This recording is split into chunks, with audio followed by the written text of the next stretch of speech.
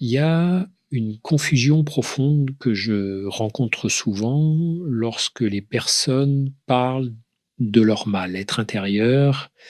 Elles disent ne pas être assez, ne pas faire assez, ne pas valoir assez. Mais quand on écoute attentivement leur histoire, quand on observe leur rythme de vie, leurs exigences, leur manière de se juger, on comprend vite que le problème n'est pas un manque de valeur personnelle. Le problème, c'est l'épuisement, un épuisement lent, silencieux, accumulé au fil des années, qui finit par déformer le regard que l'on porte sur soi. Quand l'énergie est à sec, l'estime de soi s'effondre. Ce n'est pas un défaut moral ni une faiblesse de caractère, c'est une réaction humaine. Beaucoup de personnes vivent en tension permanente sans même s'en rendre compte. Elles fonctionnent en mode automatique, toujours dans l'effort, toujours dans l'adaptation, toujours en train de répondre aux attentes implicites ou explicites des autres. Elles avancent avec l'idée qu'il faut tenir encore un peu, faire preuve de courage, ne pas se plaindre, mais le corps et l'esprit, eux, enregistrent tout. La fatigue émotionnelle ne se manifeste pas toujours par des larmes ou des crises visibles, elle se manifeste souvent par une voix intérieure qui devient dure, critique, implacable, une voix qui répète que l'on n'est pas à la hauteur, que l'on pourrait mieux faire, que l'on devrait être différent. Ce qui est frappant, c'est que cette sensation de ne pas être assez apparaît rarement chez des personnes inactives ou indifférentes. Elle touche surtout celles qui donnent beaucoup, qui s'investissent sincèrement, qui essaient de bien faire. Plus on se donne sans se préserver, plus le risque est grand de confondre fatigue et insuffisance personnelle. L'esprit fatigué perd sa capacité à nuancer, il passe du gris au noir. Il ne dit plus je suis fatigué, il dit je suis nul. Et cette confusion est extrêmement dangereuse parce qu'elle transforme un besoin de repos et de soutien en un jugement identitaire. Dans un état d'épuisement prolongé, tout devient plus lourd. La moindre difficulté prend des proportions excessives. La moindre critique résonne comme une condamnation. La comparaison avec les autres devient permanente et douloureuse. On regarde ceux qui semblent aller bien et on en conclut que le problème vient de soi. Pourtant, ce que l'on oublie, c'est que l'énergie psychique est une ressource limitée. Quand elle est consommée sans être renouvelée, l'esprit se met à attaquer ce qu'il a de plus proche, c'est-à-dire soi-même. Et ce n'est pas une preuve d'échec, c'est un signal d'alarme. Ce signal est souvent ignoré parce que notre culture valorise la performance, la résistance, la capacité à encaisser. On apprend très tôt à pousser, à continuer à faire taire les signaux de fatigue. Mais à force de ne pas écouter ces messages internes, on finit par croire qu'ils disent la vérité sur notre valeur, alors qu'ils parlent simplement de notre état. Comprendre, cela change profondément la manière dont on se traite. Cela permet de déplacer la question. Au lieu de se demander ce qui ne va pas chez moi, on commence à se demander de quoi ai-je besoin. Et ce déplacement est déjà un acte de soin. Quand une personne est épuisée, elle perd progressivement le contact avec ses propres limites. Elle continue à avancer, non pas parce qu'elle en a la force, mais parce qu'elle a intégré l'idée qu'elle n'a pas le droit de s'arrêter. S'arrêter serait un aveu de faiblesse, un échec, une déception pour les autres. Alors elle serre les dents, elle se dépasse encore, elle repousse les signaux internes jusqu'à ce qu'ils deviennent impossibles à ignorer. C'est à ce moment-là que surgit cette impression diffuse de ne plus être suffisante, comme si quelque chose à l'intérieur s'était fissuré dans ces états de fatigue profonde. La relation à soi devient sévère. On ne se parle plus avec bienveillance, mais avec exigence. Chaque erreur est amplifiée, chaque hésitation devient une preuve d'incompétence, chaque moment de doute est interprété comme un manque de solidité. Cette dureté intérieure ne naît pas par hasard. elle est souvent le reflet d'années passées à fonctionner sous pression, à vouloir être à la hauteur de standards élevés, parfois irréalistes, souvent intériorisés très tôt. On ne se rend même plus compte que ces standards ne nous appartiennent plus vraiment. Ce qui entretient cette dynamique, c'est l'illusion que l'effort constant finira par payer. On se dit que si l'on tient encore un peu, si l'on fait encore un effort supplémentaire, le sentiment de sécurité reviendra, mais l'épuisement ne se résout pas par plus d'efforts, il s'aggrave. Plus on force, plus on s'éloigne de soi, et plus on s'éloigne de soi, plus le sentiment de vide et d'insuffisance grandit. C'est un cercle vicieux, discret, mais redoutablement efficace parce qu'il donne l'impression d'être responsable de sa propre souffrance. Il est important de comprendre que ce mécanisme n'est pas un défaut personnel. Il est le résultat d'une adaptation. À un moment de la vie, être exigeant avec soi peut être permis de tenir, de survivre, de répondre à des contraintes fortes, mais ce qui a été utile à une époque peut devenir destructeur plus tard. L'esprit ne sait pas toujours mettre à jour ses stratégies. Il continue à appliquer les mêmes règles, même quand le contexte a changé. Reconnaître cela, c'est pas se victimiser, c'est faire preuve de lucidité. Dans la fatigue chronique, on observe aussi une perte progressive du plaisir. Ce qui auparavant apportait de la satisfaction devient fade, sans saveur. On fait les choses par devoir, par habitude, rarement par élan. Et cette absence de plaisir est ensuite interprétée comme un signe de désintérêt ou de manque de passion, alors qu'elle est simplement le symptôme d'un système nerveux saturé. Le corps et l'esprit ont besoin de sécurité pour ressentir du plaisir. Sans cela, ils se mettent en mode survie. Ce qui complique encore la situation, c'est que l'entourage ne voit pas toujours cette fatigue invisible. Extérieurement, la personne continue souvent à fonctionner, à travailler, à assumer ses responsabilités, alors personne ne s'inquiète vraiment. Et elle-même finit par douter de la légitimité de sa souffrance. Elle se dit que puisqu'elle tient debout, elle n'a pas de raison de se plaindre. Mais tenir debout n'est pas synonyme d'aller bien. On peut être debout et intérieurement vidé. Pour reconnaître cette réalité est une étape essentielle pour sortir de la confusion entre épuisement et insuffisance personnelle.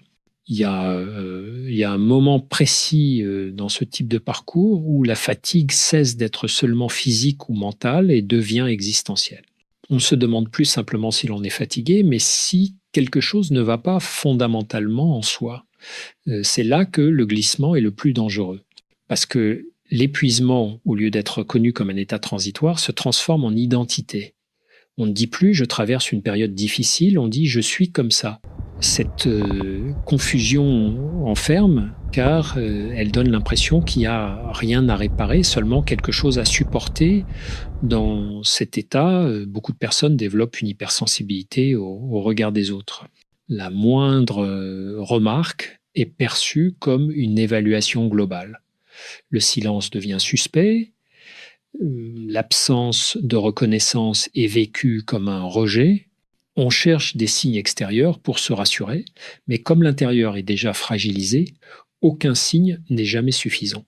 Il faut toujours plus pour combler un vide qui, en réalité, ne vient pas d'un manque d'amour ou de validation, mais d'un système nerveux épuisé qui n'arrive plus à se réguler. Ce qui est frappant, c'est que ces personnes sont souvent très conscientes, très lucides intellectuellement.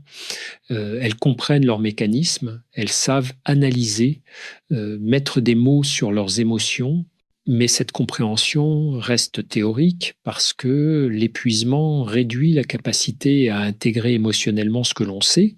On peut savoir que l'on vaut quelque chose et pourtant ne pas le ressentir.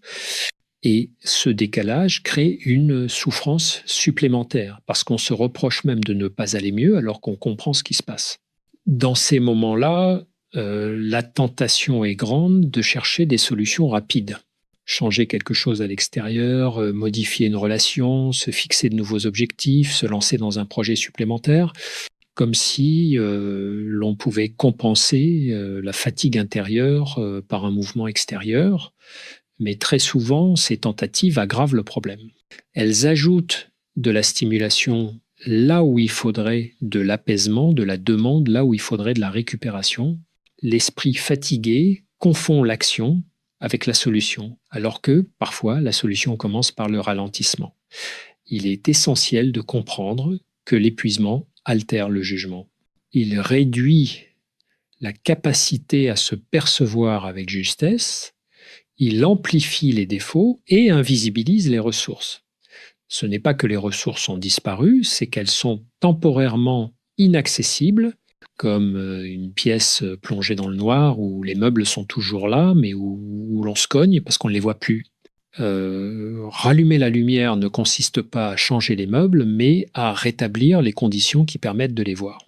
Reconnaître cela demande du courage, parce que cela implique d'accepter que l'on ne peut pas tout porter seul, que l'on a peu être dépassé ses capacités depuis longtemps, que ce sentiment de ne pas être assez n'est pas un verdict, mais un message. Un message qui dit qu'il est temps de se traiter autrement, avec plus de douceur, plus de respect, plus de réalisme. Tant que ce message est interprété comme une accusation, il écrase. Lorsqu'il est entendu comme un signal, il peut devenir le point de départ d'un rééquilibrage profond. L'un des effets les plus insidieux de l'épuisement est qu'il brouille la frontière entre ce qui dépend de soi et ce qui ne dépend pas de soi. Quand l'énergie est basse, on a tendance à tout intérioriser. Si une relation devient froide, on se demande ce que l'on a mal fait. Si un projet n'aboutit pas, on remet en cause sa légitimité. Si quelqu'un s'éloigne, on interprète ce mouvement comme une preuve supplémentaire de sa propre insuffisance. L'esprit fatigué cherche des causes simples à une réalité complexe et il les trouve presque toujours en soi. Dans ce contexte, la relation aux autres devient un terrain glissant. On se suradapte, on anticipe, on donne plus que nécessaire dans l'espoir de maintenir un lien ou de se sentir rassuré, non pas par amour ou par générosité libre, mais par peur de perdre, par crainte de ne pas être assez important pour être choisi tel que l'on est. Cette posture est extrêmement coûteuse émotionnellement. Elle épuise encore davantage et renforce l'idée que l'on doit mériter sa place, alors que toute relation saine repose sur une reconnaissance mutuelle, non sur un effort unilatéral. Beaucoup de personnes confondent alors engagement et épuisement. Elles pensent que si une relation ou une situation les vide, c'est qu'elle est importante. Comme si la fatigue était la preuve de l'investissement sincère, mais ce raisonnement est trompeur. Ce qui compte n'est pas ce que l'on sacrifie, mais ce que l'on construit. Un lien qui demande en permanence de se renier, de se forcer ou de se justifier n'est pas un lien nourrissant, même s'il est chargé d'histoire ou d'émotions. L'épuisement n'est pas un gage de profondeur, c'est souvent un signal de déséquilibre. À ce stade, beaucoup ressentent une culpabilité diffuse à l'idée de se préserver. Prendre du recul donne l'impression d'abandonner, de décevoir, de ne pas être à la hauteur. Pourtant, se préserver n'est pas se retirer du monde, c'est cesser de se perdre dedans. Il ne s'agit pas de devenir indifférent ou distant, mais de retrouver une juste mesure. Quand l'énergie revient, le rapport aux autres change naturellement. On n'agit plus par besoin ou par peur, mais par choix. Et cette différence est fondamentale. Il y a aussi une confusion fréquente entre fatigue et désamour de soi. Certaines personnes disent ne plus s'aimer, alors qu'en réalité, elles sont simplement épuisées de devoir constamment s'adapter. L'amour de soi n'est pas un sentiment permanent et stable. Il fluctue avec l'état intérieur. Quand on est reposé, soutenu, sécurisé, il devient beaucoup plus accessible. Quand on est vidé, il se retire. En tirer des conclusions définitives sur sa valeur personnelle dans un moment de fatigue est profondément injuste envers soi-même, ce qui permet de sortir progressivement de cette spirale. C'est pas une transformation radicale, mais une série de micro-ajustements Apprendre à reconnaître les situations qui vident plutôt que celles qui nourrissent.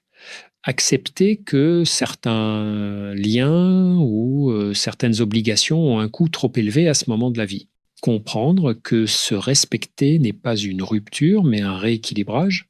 Quand cette compréhension s'installe, le sentiment de ne pas être assez commence doucement à perdre de sa force, non parce qu'on se convainc du contraire, mais parce que l'on cesse de se traiter comme une ressource inépuisable. À mesure que l'on commence à reconnaître l'épuisement pour ce qu'il est, une autre difficulté apparaît souvent, celle de ralentir sans se sentir coupable. Beaucoup de personnes savent intellectuellement qu'elles sont fatiguées, mais n'arrivent pas à s'autoriser le repos. Le repos est vécu comme un luxe, parfois même comme une faute. On se dit que l'on se reposera plus tard, quand tout ira mieux, quand les autres iront bien, quand les obligations diminueront. Mais ce plus tard n'arrive presque jamais et l'épuisement, lui, s'installe durablement. Ce qui rend le repos si difficile, ce n'est pas seulement l'organisation de la vie quotidienne, c'est la peur de ce qui pourrait émerger dans le silence. Lorsque l'on ralentit, on cesse de se distraire de soi-même, on se retrouve face à ses émotions, à ses doutes, à ses fragilités. Pour une personne épuisée, ce face-à-face peut sembler menaçant, alors elle préfère continuer à faire, à produire, à s'occuper, parce que l'action donne l'illusion du contrôle. Pourtant, ce contrôle est fragile et coûteux et il maintient l'organisme dans un état d'alerte permanent. Il est important de comprendre que le repos n'est pas l'opposé de l'engagement, il en est la condition. Sans repos, l'engagement devient mécanique, vidé de sens. On peut continuer à remplir ses rôles, mais on n'est plus vraiment présent. On agit, mais on ne ressent plus. Et cette déconnexion progressive est souvent interprétée comme une perte d'intérêt pour la vie, alors qu'elle est simplement le signe que les ressources internes sont épuisées. Restaurer ces ressources demande du temps, de la patience et surtout une autorisation intérieure. Dans cette phase, il est fréquent que l'on se compare à ceux qui semblent tenir sans difficulté. On se demande pourquoi les autres y arrivent et pas soi. Mais ces comparaisons sont trompeuses. Elles ne tiennent pas compte des histoires personnelles, des sensibilités, des accumulations de stress. Chacun a un seuil différent. Se juger à partir de critères extérieurs ne fait qu'aggraver la fatigue. Il est plus juste de se demander ce que l'on traverse et ce dont on a réellement besoin à ce moment précis de sa vie. Progressivement, lorsque l'on commence à respecter ses limites, quelque chose se modifie dans la relation à soi. La voix intérieure devient moins dure, moins accusatrice, non pas parce que l'on se force à penser positivement, mais parce que l'on cesse de se maltraiter. L'énergie qui n'est plus gaspillée à se juger devient disponible pour se soutenir. Ce changement est souvent discret, mais il est profond. Il marque le passage d'une logique de survie à une logique de soin. Ce processus n'est pas linéaire. Il y a des avancées et des retours en arrière.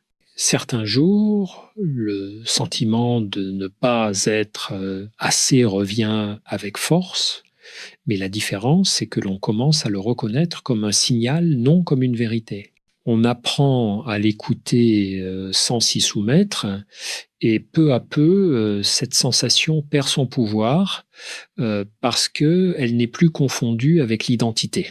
Elle devient une information parmi d'autres indiquant simplement qu'il est temps de ralentir, d'ajuster, de se traiter avec plus de considération.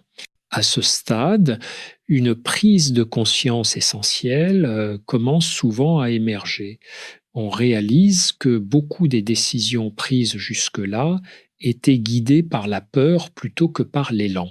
Peur de décevoir, peur d'être jugé, peur de ne pas compter suffisamment. Cette peur pousse à se rendre disponible en permanence, à dire oui quand le corps dit non, à rester dans des situations qui coûtent trop cher intérieurement. L'épuisement n'est alors plus seulement une conséquence, il devient le prix à payer pour rester accepté, reconnu, aimé. Comprendre cela est inconfortable, mais profondément libérateur. Dans les relations, cette dynamique se manifeste de façon très claire. Lorsque l'on est épuisé, on confond souvent présence et abandon de soi. On croit que pour maintenir un lien, il faut se suradapter, devancer les attentes, porter plus que sa part, mais cette posture crée un déséquilibre silencieux. Plus on donne pour être assuré, moins on se sent en sécurité, et plus on s'épuise, plus on interprète le moindre signe de distance comme une preuve de son insuffisance personnelle. Le problème n'est pas le lien en lui-même, mais la manière dont on s'y engage à mesure que l'on retrouve un peu d'énergie. Une autre lecture devient possible. On commence à percevoir que certaines absences, certains silences, certaines distances ne parlent pas de notre valeur, mais de la capacité ou de la disponibilité de l'autre. Et cette distinction est fondamentale. Tant que l'on est épuisé, tout semble parler de soi. Quand l'énergie revient, le monde redevient plus nuancé. On peut enfin voir ce qui relève de soi et ce qui relève de l'autre, sans tout porter sur ses épaules. C'est souvent à ce moment-là que se pose la question des limites. Non pas des limites rigides ou défensives, mais des limites vivantes, ajustées à ce que l'on peut réellement donner. Poser une limite, c'est pas fermer une porte, c'est définir un espace où l'on peut rester présent sans se perdre. Beaucoup de personnes épuisées n'ont jamais appris à faire cela. Elles ont appris à tenir, à encaisser, à s'adapter, apprendre à se préserver, peut alors donner l'impression de devenir égoïste alors qu'il s'agit simplement de redevenir juste envers soi-même. Ce travail sur les limites modifie profondément le rapport à la culpabilité.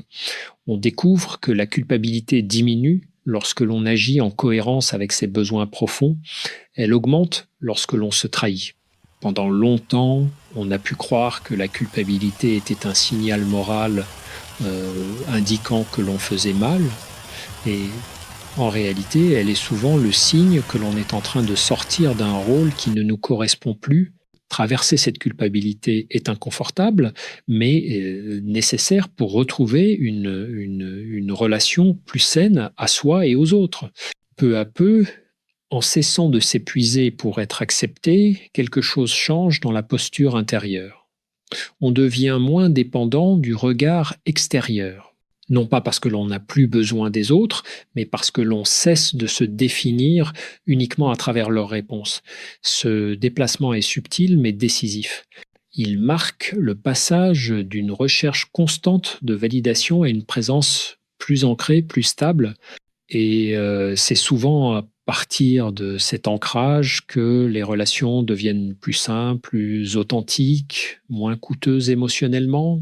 Quand cette stabilité intérieure commence à s'installer même de façon fragile, la perception de soi se transforme. On cesse peu à peu de se définir uniquement à travers ce que l'on fait pour les autres, à travers la quantité d'efforts fournis ou la capacité à répondre à toutes les attentes. On commence à exister autrement, de manière plus simple, plus silencieuse, mais aussi plus solide. Cette transformation n'est pas spectaculaire.